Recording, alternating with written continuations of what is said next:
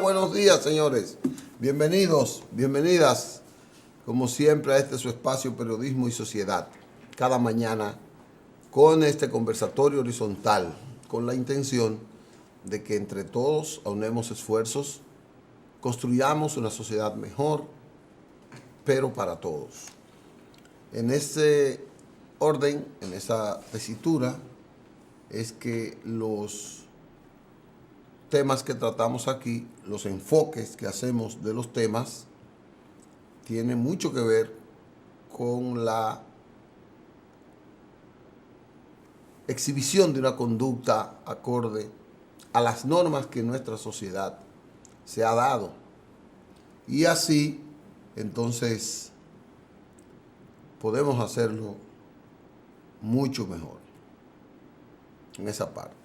Hoy tenemos la ausencia por motivos de salud de nuestro compañero de labores, Isidro Toro, quien enfoca siempre los temas internacionales los martes, y solo pedirle a Dios que le dé su pronta recuperación, pero sobre todo él tiene que ayudar a Dios con una disciplina de dosificación médica, de tratar de hacer las cosas para que se mejore.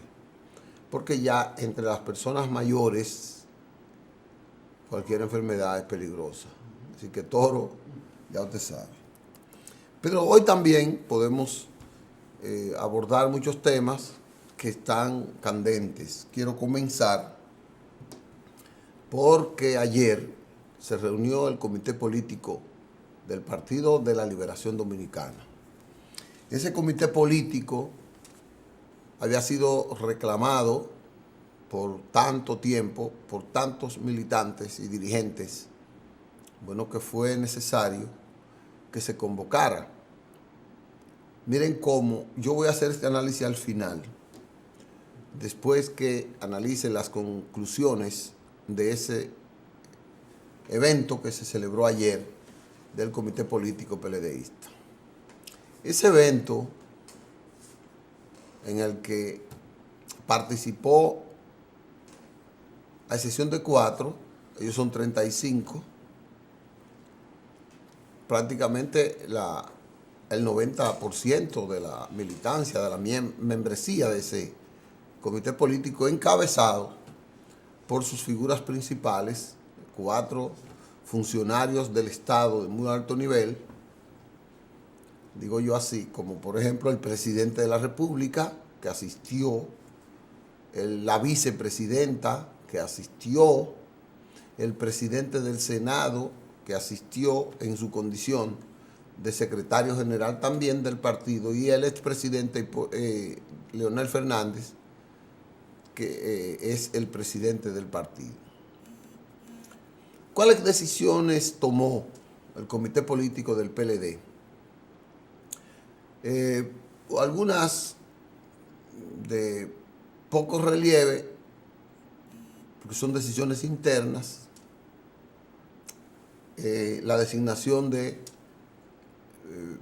sus dirigentes en la Junta Central Electoral, porque fue el tema fundamental de discusión, el tema de exhibirse ante el país, fue el asunto electoral, el asunto de su relación con la Junta, con el Congreso y los partidos. Bueno, pues anoche designó sorpresivamente al ex juez, ex fiscal, ex candidato a síndico, el doctor José Manuel Hernández Peguero, como delegado del partido ante la Dirección de Elecciones. Es decir, en las elecciones, la organización de las elecciones, ese cargo, la representación del PLD va a estar ahora en manos del doctor José Manuel Hernández Peguero. Ratificó al ministro de Deportes, Danilo Díaz, un veterano, como suplente de delegado, para que asista, como lo ha hecho durante muchos años, en muchos periodos, al doctor Pina Toribio, que es el delegado ante la Junta Central Electoral. Y tomó una decisión muy noticiosa, notoria, que es la de dejar libre a los legisladores para que ellos decidan lo que va a pasar, lo que se va a aprobar en la ley de partidos políticos y del régimen electoral. Esto es una decisión que se toma después de 17 años que ese partido no había permitido la aprobación de una ley de partido porque puntos neurálgicos de esa ley que tienen que ver con el uso del poder en las elecciones no se podían grabar. Y entonces era como cuesta arriba aprobar una ley de partido sin que los puntos básicos que distorsionan unas elecciones se aprueben. Entonces era como un mamotreto. Parece que llegaron a la conclusión de que tienen que dar una demostración de soltar. Yo tengo mi escepticismo, no creo que sea todo tan color de rosa como se pueda ver y que cada diputado tiene una posibilidad de aportar y de que va a tomar la decisión libérrima que le conviene. ¿Qué es lo que traduce eso? Bueno, ustedes saben que el sistema de partido ha colapsado en términos de la profesionalidad a lo interno de los partidos y segundo, la institucionalidad a lo interno de los partidos, porque también desapareció la existencia de un ente que sirva de árbitro, que sirva de conductor de la organización global como tal, no en el PLD. Esto ha surgido en casi todos los partidos. Donde no ha habido, todos los partidos grandes tienen la dificultad de que perdieron su arbitraje, perdieron su autoridad interna para los intereses comunes del partido, de los miembros, se puedan conducir sin que sean afectados por los intereses individuales. Eso no es en el PLD. En el PLD se nota porque el PLD con este comportamiento ha descendido de, como llaman en el pueblo, diametralmente. Este es un partido que tenía una dirección, su comité político era la expresión de su autoridad. En su comité político había un comité que era el liderazgo de Vox, pero también un comité de fundadores que también era el partido, era el grupo que trazaba la línea, le llamaban la OTAN, trazaban la línea de lo que era el camino a seguir de ese partido. Pero eso desapareció con la llegada al poder del PLD y con el ejercicio del poder, más que con la llegada, con el ejercicio del poder, en donde los miembros totales de esos partidos ya se afianzaron alrededor, bajo la sombra de los que han ejercido más autoridad en el poder, entiéndase, los que han sido presidentes de la República, el doctor Leonel Fernández y el licenciado Danilo Medina, y ahí se perdió. Estoy haciendo la aclaración, no es en el único partido que se ha pasado eso. Entonces esa autoridad de equilibrio se perdió en el PLD. ¿Qué es lo que ha pasado? Bueno, el PLD tiene una división, hizo muchos esfuerzos en su comité político por llegar a una conclusión de la aprobación de una ley de partido que fuera del interés del partido. Pero resulta que ya el interés del partido no es un interés particular, sino son varios intereses. Y esos varios intereses chocaron de manera frontal con el concepto de ley de partido. 1.1. Bueno, dicen que las primarias. Entonces, las primarias enfrentó al leonelismo que quiere volver y que no quiere que las primarias sean abiertas. Y danilismo que sí quiere que sean abiertas. Ahora se aprobó que los legisladores tomen la decisión. Miren que no fue suficiente el anuncio de la escogencia de una comisión de 7 juristas. Ni siquiera ahí se pudieron poner de acuerdo. Ni siquiera ahí se pudieron poner de acuerdo. En escoger 7 preclaros juristas constitucionalistas para definir qué era lo que había que hacer con la ley de partido. Para que usted vea, y yo no lo estoy diciendo porque sea el PLD, sino porque el que sea el PLD, esta situación de la ley presagia muchas cosas que me ponen cuesta arriba para el rescate del partidarismo político, que es fundamental. Óigame, no hay posibilidad de una democracia si no hay cualificación de los partidos.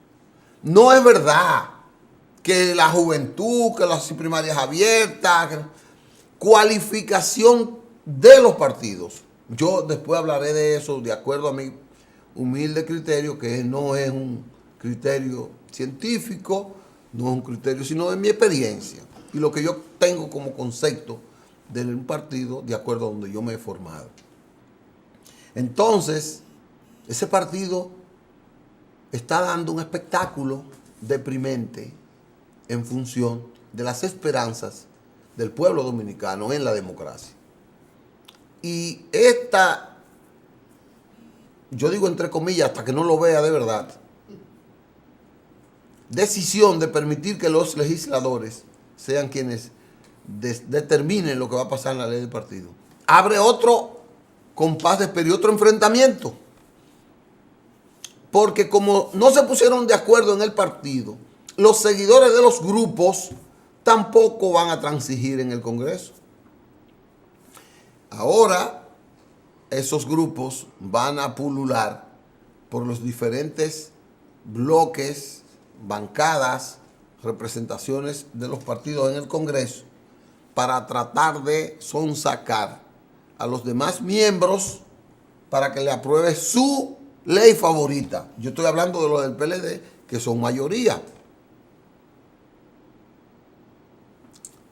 El equipo de Leonel Fernández va a luchar para que la oposición y aliados que tienen apruebe una ley de partido de acuerdo al criterio que ellos mantuvieron a rajatablas en el comité político.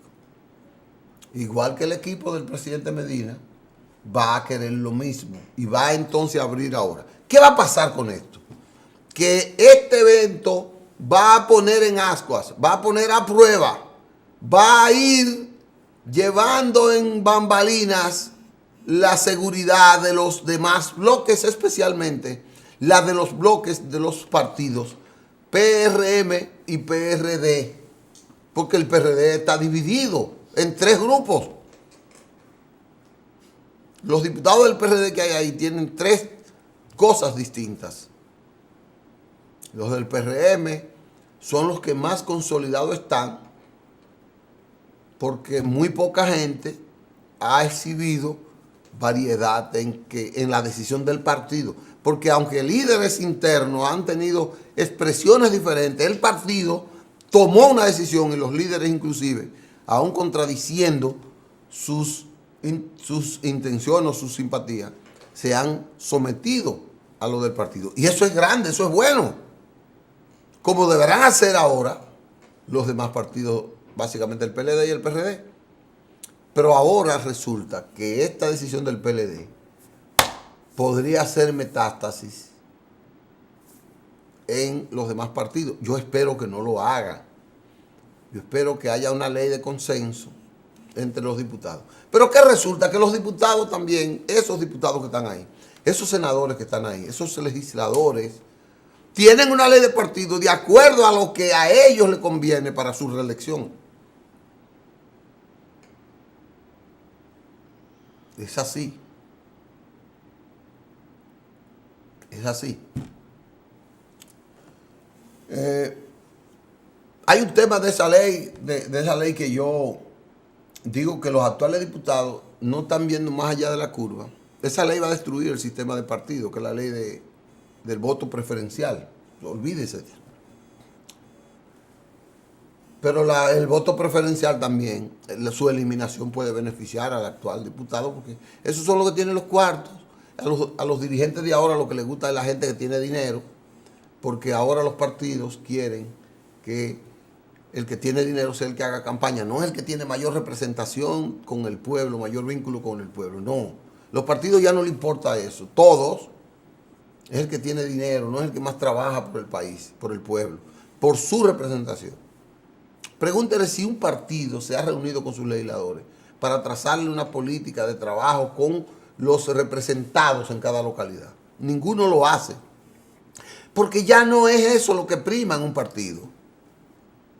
En ningún partido prima, en ninguno, que un legislador, un regidor, un diputado, un alcalde, esté dándole servicio, cumplimiento a la comunidad que representa, en función de que las acciones del Estado vayan a impactar en el desarrollo de la comunidad que representa. A ningún partido le importa eso, pero a muy pocos legisladores rinden una labor en ese sentido. Pero ellos no tienen por qué hacerlo, ellos no son culpables. Los legisladores no tienen por qué hacerlo, porque ellos tienen sus mecanismos. La ley del voto preferencial les garantiza a ellos ser electos, porque el voto preferencial solo beneficia al que tiene dinero. Porque el que tiene dinero puede adquirir la simpatía el día de las elecciones de un reducido grupo de su partido. Y ya con ese grupo de su partido, él tiene su elección interna hecha. A él no le interesa que el pueblo vote ni siquiera por su partido. Ellos no hacen campaña para que la gente vote por su partido. No, porque ellos con el de su partido ya tienen, con una fracción de su partido tienen. Y entonces los partidos no se dan cuenta que eso va aniquilando el impacto, la influencia de esos partidos en la sociedad, y por eso los partidos tienen menos simpatía en el seno de la sociedad. Es un asunto que puedo yo estar loco, pero ese es mi análisis dentro del deterioro, del declive de la influencia de los partidos y del amor de la gente hacia los partidos. Porque no tienen representantes. Tienen muy pocos. O no tienen, no tienen, pero son muy pocos. Yo puedo mencionar 20 de 200 que hay. Entonces, esta decisión del PLD evidencia una crisis institucional de ese partido. Y evidencia una derrota del método de trabajo de ese partido. Evidencia un declive notorio en la práctica política de ese partido. Y evidencia la necesaria falta, la necesaria presencia, o mejor dicho, evidencia la gran ausencia del árbitro en ese partido. A mí me preocupa porque los partidos deberían tener presidentes que tengan presencia en la sociedad, pero que sean equidistantes. Que sean gente profesionalmente preparados para trabajar en la institucionalidad del partido. Que no estén ahí porque sean de un grupo o de otro, porque simpatizan con... Yo sé que eso es ideal, yo sé que eso no va a ser posible, pero eso es lo ideal. Eso es lo ideal para nosotros tener un partido fuerte. Hace mucho que yo vengo observando eso, y con pena lo digo porque mucha gente dirá, bueno, hay el hecho que pertenece a un partido, pues todo el mundo sabe que yo pertenezco a un partido. Hablando así de los partidos y hablando así, tú no puedes ser de un partido, no puedes estar en la cúpula de un partido. Bueno, que hagan lo que quieren. Yo mi pensamiento no lo hipoteco por nada. Yo pienso así. Yo pienso así. Yo no soy un libre pensador. Yo no pienso lo que me dé la gana. Pero digo sí las cosas que pienso. Que yo creo que le convienen al sistema general del país. Que para eso yo soy político. Para servirle a la mejoría sociopolítica y económica del país. Y si mi instrumento en el que yo estoy militando tiene que ser así, bueno, lo hago. Y no me limito a criticar el contrario porque pertenezco a uno para decir esas cosas. Este análisis de los partidos va a continuar en otro momento, en otro programa. Pero yo sí quiero servir a eso de manera especial. Vamos a una pausa.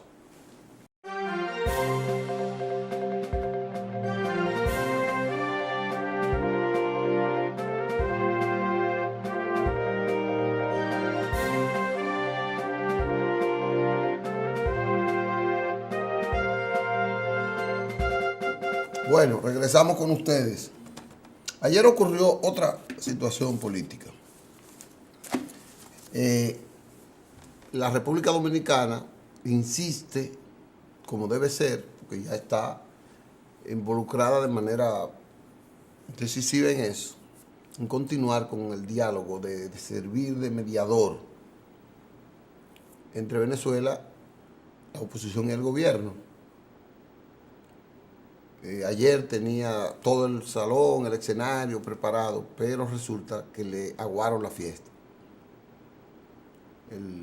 Ni el gobierno, ni la oposición, y el gobierno, aunque den 1000 informaciones, no tienen una explicación de por qué lo plantaron ayer. Yo me imagino que lo plantaron porque el gobierno y la oposición están buscando mediadores distintos. Porque el gobierno de Venezuela está obligado, está compelido a lograr un mínimo de armonía para la intención de reelegirse. Yo digo que el chavismo tiene una crisis interna porque está muy dividido, porque hay un sector importante, muy importante, que quiere que Nicolás Maduro se vaya del poder. Y hay otro sector que es el de Nicolás Maduro, que tiene el poder, que quiere quedarse en el poder. Entonces hay una tercera fuerza, no voy a mencionar ninguno de los nombres, que quiere como higienizar el chavismo. No es que se vaya el partido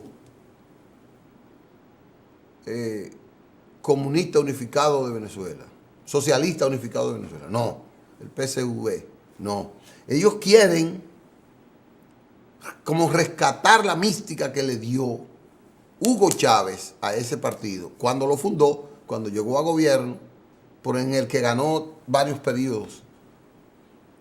El partido está resquebrajado y profundamente agrietado por un comportamiento interno.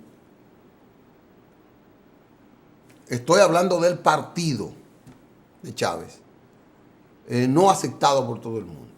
Ayer circuló en las redes que la distribución de PDVSA, la compañía fundada por Carlos Andrés Pérez para darle a Venezuela una personalidad en el mundo petrolero, cuando fundó la OPEP, cuando fue parte de la fundación de la OPEP, cuando el boom petrolero de 1900, en la década del 70, en el que Carlos Andrés Pérez logró establecer con otros países una relación comercial más o menos igualitaria en el petróleo. Porque los árabes controlaban todo. Y Estados Unidos controlaba gran parte. Pero Venezuela, que era uno de los mayores productores, no tenía una regla que aquellos poderosos le permitieran desarrollarse. Y entonces vino la idea de otros, varios, entre ellos Carlos Andrés, de fundar la OPET, Organización Permanente de Productores de Petróleo. Organización de Países Exportadores de Petróleo. Entonces, ahora PDVSA ha logrado, en base a la corrupción, que 20, 30 filiales, 80 filiales vinculadas al partido, vinculadas a jerarcas del partido, se coman ese proyecto. Y hoy ese proyecto ha languidecido prácticamente. La corrupción acabó con eso. Entonces, ya PDVSA no tiene el impacto, por eso la crisis económica de Venezuela. porque a través de PDVSA no se involucró el beneficio de la venta del petróleo en la diversificación de la economía de Venezuela. Y hoy los venezolanos, como no pueden beber petróleo y como el petróleo está en baja, están en crisis económica, y esa crisis económica se traduce en una terrible crisis política, que es la que ha vivido Venezuela, en donde un gobierno con crisis económica, con crisis política, tiene que hacer malabares para mantenerse en el poder, y ellos han optado por la represión, por la intolerancia, porque mantenerse en el poder es el fin. Y aquí hay un gran político que dice que el fin justifica los medios. Entonces, Venezuela está en crisis interna en su partido. La oposición ha sido diezmada porque también ha sido dividida, porque fue una oposición que perdió su mística a partir del año 90. Y ahora es una oposición como la de todos los países, la gran parte de los países de América Latina. Una oposición sin norte, sin conciencia de la unificación, como pasó en Chile. Y esa oposición ha sido permeada por intereses internos en Venezuela y externos, y se ha dividido. Entonces la oposición tampoco tiene una posición coherente para lograr un mínimo de condiciones para ir a las próximas elecciones contra Maduro, y Maduro tampoco lo logra. Sí, Venezuela está en una crisis donde parece que la República Dominicana no es el intermediario, el interlocutor válido. Eso es lo que yo veo. Porque también hay que ver que Dominicana tiene la imagen de haber jugado un papel, aunque de diálogo, como parte de la mercadotecnia de la imagen dominicana en el mundo, pero también muy a favor del gobierno. Y se dice que los comisionados, primero Leonel y Zapatero, y ahora Danilo y Zapatero, han oxigenado a la dictadura de Maduro. Y al oxigenar la dictadura de Maduro, le ha permitido a él hasta aspirar a reelegirse. Para que usted vea si está oxigenado. Hasta aspirar a reelegirse, cuando él estaba prácticamente en bambalinas, bailando con una inseguridad como un gato en zinc caliente. Pero ese es el papel de los estados. Tratar de no influir y de salvar la estabilidad de otros países.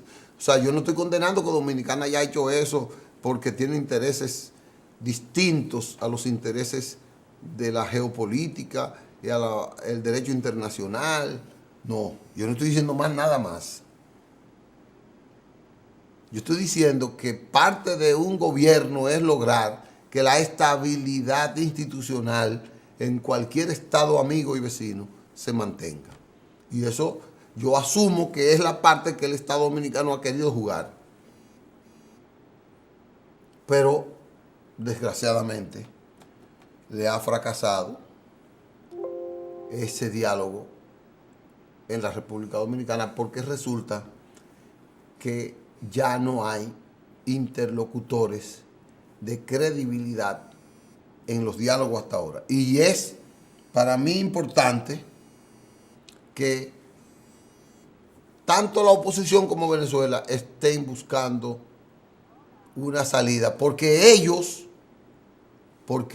necesitan la armonía, necesitan una condición mínima para poder avanzar hacia un certamen electoral más o menos creíble. Allá tiene que haber una elección concertada. No concertada en los resultados, sino concertada en la preparación de esas elecciones. No puede ser que Maduro haga lo que le dé la gana con el proceso y él entienda que se lo tiene que aceptar. Aunque la merma de la oposición indica que Maduro pudiera estar en algo cosa, pero vendrá una crisis después. Y entonces el chavismo no quiere que esa crisis se recrudezca. Maduro ha tomado decisiones importantes. Yo lo veo con una impronta en torno, por ejemplo, a la imagen con el narcotráfico, tomando decisiones, tratando de castigar a figuras que es un pedido del exterior. Yo lo veo que tiene como una jugada de un poco flexibilizar algunas medidas como pedido del exterior. Estaba compelido por dos cosas. Primero, porque estaba bastante acosado.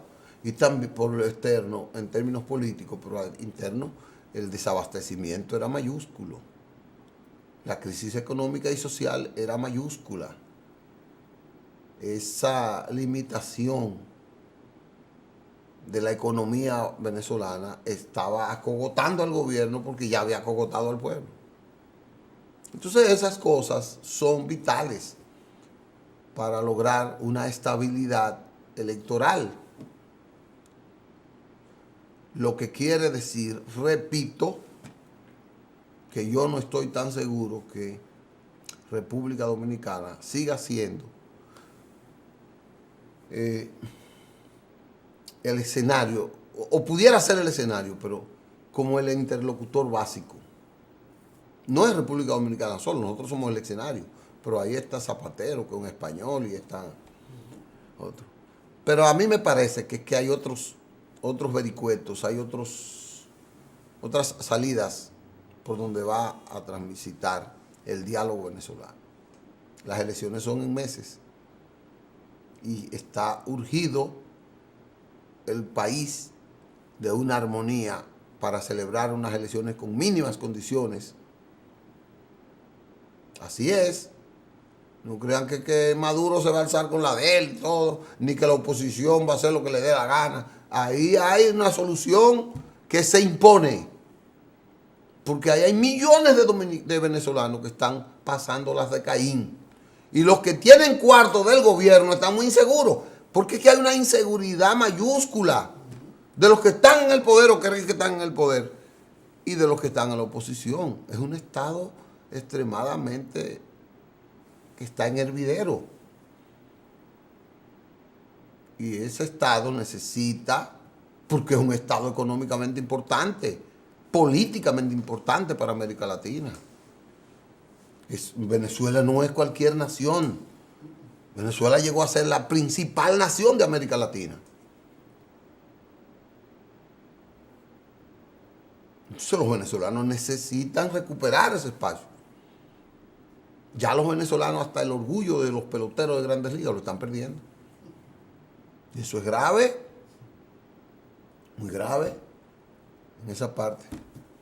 Eso quería decir sobre el asunto de Venezuela en esta parte. Yo no sé si para volver al territorio nacional debemos hacer una pausa. Yo le mandé a unos videos a unos muchachos, me gustaría que lo pusieran medio separado, porque hay un video muy tierno, muy de mujer, y el otro es un video bastante incisivo sobre la democracia. El que pongan el que él quiera. Vamos a una pausa.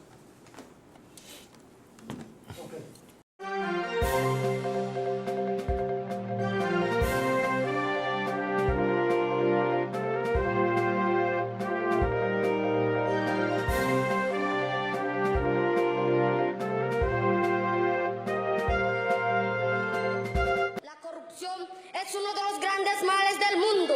Se ha convertido en uno de los principales obstáculos que impiden el crecimiento de los pueblos y de la historia. Hemos tenido gobiernos que se han servido del abuso del poder y la impunidad.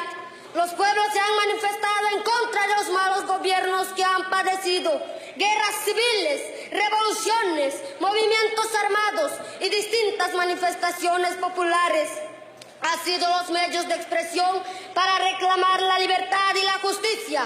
Sin embargo, hoy en nuestros días, políticos y gobernantes hacen hasta lo imposible para conservar sus privilegios, sin importar la miseria por la que estamos pasando los pueblos en México. Ya no nos sorprende escuchar a diario en los noticieros que es inútil luchar contra la corrupción, ya que nuestras autoridades de todos los niveles protegen y cubren a todo aquel que con dinero o poder haga una atrocidad en contra de un ciudadano o de la sociedad. La delincuencia en Quintana Roo es una cachetada, un insulto para los que amamos esta tierra. Ejecuciones, levantones, violaciones y lo más triste, el robo descarado e impune de Roberto Borges. Y me pregunto, ¿Qué están haciendo nuestras autoridades? Si alguno de los aquí presentes hubiera robado una gallina para alimentar a su familia, ya le hubieran dictado sentencia por 10 años de prisión. Tú, diputado o diputada, ¿qué haces que no legislas para ponerlo tras las rejas? ¿Tienes miedo o ya te llegó al precio? Es una vergüenza nacional que se tengan que enviar 100 carros de policía para desalojar a gente que construye una casa en un terreno de 15 por 20 metros, esperando sea el patrimonio de su familia. La incongruencia. Borja invade, vende y regala terrenos descomunales a familiares y amigos. ¿Y a él? ¿Quién lo molesta? Por esa razón, diputado, porque no haces tu trabajo y legislas en bien de tu pueblo, que es quien te puso ahí para velar por sus intereses. ¿O es que pagaste por sus credenciales y ahora solo te interesa recuperar lo invertido, aceptando sobornos? Perdón, público, me emocioné, pero si me ofrece una lanita a los que les dolió o llegó, cambio mi discurso por halagos. Tenía que decir la realidad, si no después se van y no los vuelvo a ver. Es triste darse cuenta de que la sociedad completa ha hecho de la corrupción un estilo de vida que no discrimina ni edad, sexo, religión o etnia. ¿Cuántos no la practicamos? Que si Pedro dice, no te ves con Carlos porque me cae mal, si me apoyas, invito al desayuno. O, Poli, ¿cuánto y no me ponen la infracción? O que a las televisoras más grandes únicamente transmite lo que al que está sentado en los pinos le conviene. Sin embargo, de nada me sirve mi participación si solo me dedico a mencionar lo que toda persona sabe. Ya basta de gobernantes y políticos corruptos. Merecen el desprecio de los pueblos. Hay que decir, la corrupción está metida en todos los sistemas. Compañeros, quiero exhortarlos a que formen parte de los que dicen no a la corrupción. Nos corresponde cambiar el mundo con alegría, con la práctica de buenos valores y con firmeza. Padres en el núcleo familiar, se forman las bases, se forma la actitud que tendremos hacia la vida y la sociedad, que los necesitamos unidos para aprender a volar con vuelo seguro. Maestro, también de ti necesito compañerismo, educación y esfuerzo, tolerancia y respeto. Si exigimos también, tenemos decisiones de dar. Seamos ciudadanos activos de los cambios reales y emprendamos con energía el papel que nos corresponda. Gracias. Bueno, este joven está hablando de México y de un sector de México. Yo simplemente lo quise poner porque, bueno, usted puede hacer su evaluación. Es México el país que él está hablando. México es de una zona del oeste. Usted sabe lo que está pasando en México. Pero, valore, compárese en esa parte. Miren, señores, regresamos aquí. Yo quiero hacer como una picadera ahora de informaciones importantes. La UAS estaba paralizada de manera formal, pero de manera informal, debo decir que gran parte de los maestros de la UAS están dando clases y que gran parte de los estudiantes están dando clases. Yo creo que los estudiantes debieron ejercer un mecanismo distinto, más activo, ya lo dije aquí, para que se regularice, porque los estudiantes son los que sufren, entonces no pueden estar a merced de nada, de la diatriba de la dirección y los profesores. Ellos son el fundamento. O sea, el profesor no es profesor sin los estudiantes. La rectoría no es rectoría si no tiene los profesores y el estudiante. Entonces los estudiantes son básicos. Tienen que actuar bien. Por eso me llama la atención positiva de que poco a poco se esté restableciendo la docencia en la UAS. Ayer hubo una noticia para mí un poco deprimente. Tiene que ver con medio ambiente. Señores, el secretario de Medio Ambiente, el ministro de Medio Ambiente, denunció ayer que una gran cantidad de palos de guaconejo que habían sido incautados en la frontera. El guaconejo es un árbol especial, generalmente sirve para la fabricación de perfume. Entonces, el Ministerio de Medio Ambiente incautó, creo que centenares de sacos de guaconejo, pero resulta que ahora se los robaron del patio de la oficina de Medio Ambiente en Pedernales. Le robaron los sacos de guaconejo. Oiga, él dijo, yo no sé si son centenares, pero decenas de sacos de guaconejo se lo llevaron de la oficina y nadie sabe quién. Nadie sabe quién se robó los sacos de guaconejo de la parte de Pedernales. Ah, pero Dios. Domínguez Brito, caramba. Qué cosa, qué risa me da en esa parte. Y otra cosa para Domínguez Brito. Salió una noticia bien de que en el cementerio de ahí de ¿cómo se llama esto? Déjame ver. Pedro Brán. Mire aquí. Los Alcarrizos. Pero yo creo que pertenece eso a Pedro Brán. Está entre los Alcarrizos, qué sé yo, ¿cómo se llama? Nuevo. Hato Nuevo. Y Mano Guayabo por ahí. Están enterrando los muertos sin un cementerio. O sea, quiere decir que ahí no hay un cementerio. Pero ahí hay 4 alcaldes. Es verdad que son ineficaces. Porque ese de los Alcarrizos me ha dado a mí. Y mira, gana siempre. No sé cómo se hace. Yo no sé que lo que le presentan son malos. Tan malos que escogen entre el menos malo a él. Pero él gana. Entonces, Junior, hazle caso a eso. ¿Cómo es posible que estén en terrenos abiertos que no son cementerios sepultando los muertos sin ningún control? Porque un cementerio es un área ya para poder controlar los muertos que llevan. O sea, el difunto que va ahí lo registran, hacen una estadística, le dan un condicionamiento porque es un problema de medio ambiente también, pero un problema también de transparencia en la población, en la demografía. Un cementerio tiene que estar atado al registro civil. Y si cualquier persona la matan, muere o desaparece y le entierran en un terreno cualquiera, eso es ilegal y eso transgrede todo lo que se llama la norma. Me sorprendió ver esa noticia porque eso pasa con la gente que desaparece, que lo entierran, que lo matan y cosas, pero eso es ilegal, ya es un crimen. Pero no es que hay una persona que muere y no hay un cementerio y lo enterré en este terreno. Y ya. A mí me luce que eso tiene que ser tomado en cuenta.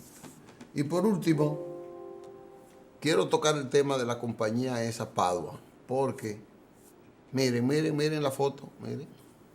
Eso no es un cementerio ni nada, eso no está determinado para nada, miren. La gente va, no es oculto que lo están sepultando, no. No es oculto. Vuelve y ponme la foto. Miren, es público que lo están sepultando. No es oculto, no. No me va a decir a mí nadie que la gente no sabe. Ahí no hay un alcalde. Un alcalde, qué sé yo. Un alcalde y alcalde pedáneo. Mire, hasta en vehículos que van. Eso es falta de institución, falta de autoridad, eso es falta de vigilancia. Eso es falta de todo, eso es falta hasta de criterio. Como dicen la gente de mi pueblo. No tienes criterio tú. Bueno, gracias, Jorge. Entonces, dice ayer una rueda de prensa de mi amigo, a quien no he podido ver más nunca después que está en el gobierno, después que se fue por un problema personal. Mi amigo Luis Ernesto Camilo, yo lo tengo como amigo, él no me tendrá como amigo. Luis Ernesto Camilo ayer dio una declaración que yo quiero respaldar, porque resulta que aquí hay una línea aérea que está haciendo pininos, el Estado le dio todo, pero resulta que esa línea aérea está en funcionamiento y ahora dicen que no paga nada, ni impuestos, le debe a todo el mundo. Entonces la han suspendido y esa línea viajaba a territorio norteamericano. Es más, esa línea fue la utilizada como insignia para el levantamiento de la prohibición que teníamos nosotros de volar a territorio norteamericano, porque nosotros estuvimos mucho tiempo impedidos de entrar a territorio norteamericano por las malas condiciones de nuestras líneas aéreas. Ahora eso se logró vencer. ¿Qué pasa? Que esta compañía ha venido como a jugar, como a tenerle, como a meter su operatividad dentro del marco corrupto, sin control, que tienen miles de cosas en la República Dominicana. No, una línea aérea es muy peligroso, porque si no tiene los criterios, el rigor para su mantenimiento financiero, es posible que no tenga el mismo rigor, no digo que sea así, para el mantenimiento de las aeronaves. Y cuando una aeronave del nivel de esa envergadura pudiera colapsar, señores, hay muchas vidas, pero también la imagen del país. Son más importantes las vidas, pero también la imagen del país se vuelve a deteriorar si pasara un accidente con esa compañía. Y las demás compañías, porque hay otras compañías que están volando a territorio americano y que no están demostrando esas deficiencias que muestra esta. Entonces esas compañías se afectarían también. Porque es que, como dicen, un huevo identifica a los demás huevos. Yo ya me tengo que ir porque los muchachos dicen que ya terminamos y yo pretendo ser cumplidor. Señores, gracias. Nos vemos mañana con Omar Ramos en la sección jurídica, Academia Jurídica de Periodismo y Sociedad. Nos veremos mañana, si Dios quiere. Okay.